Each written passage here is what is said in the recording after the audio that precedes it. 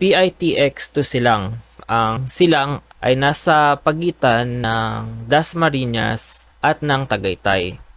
So kung nais mong mag-commute mula PITX papuntang Silang, kailangan mong sumakay ng bus na either Dasmariñas, Trece Martires o di kaya Tagaytay, bumaba sa may bago magbayan ng Silang. So kung galing ka ng PITX at bumaba ka sa may Dasmariñas or Robinsons Palapala, may mga jeep na doon na papunta ng bayan ng Silang.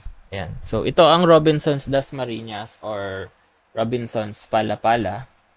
So ito ang overpass ng Robinsons.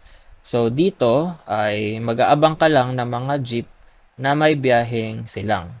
So pagka ang sinakyan mo ay Trece Martires or di kaya Dasmariñas na bus, dito ka sasakay papuntang Silang. So kung ikaw naman ay papunta ng bayan ng Silang at ang sinakyan mo ay Mendez o di kaya Alfonso na Tagaytay na bus, maaari kang bumaba dito. So ito ang Silang at nandito ang papasok sa bayan ng Silang. Ito ang bayan ng Silang. So maaari kang bumaba dito sa may crossing dyan o di kaya dito ka mag-antay ng mga jeep na papasok ng bayan ng Silang. Yan. Kung ikaw naman ay papunta ng Hacienda Silang, yan, ito ang Hacienda Outlet Mall.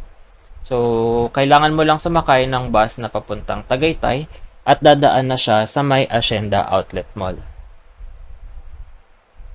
Yan. So, part pa rin siya ng Silang. So, ang Calax, dito siya lumalabas. So, asahan ang traffic sa pagkakabit ng Calax sa may Aguinaldo Highway. Yan. So, medyo traffic dyan sa banda dyan bago mag-all home. Next question.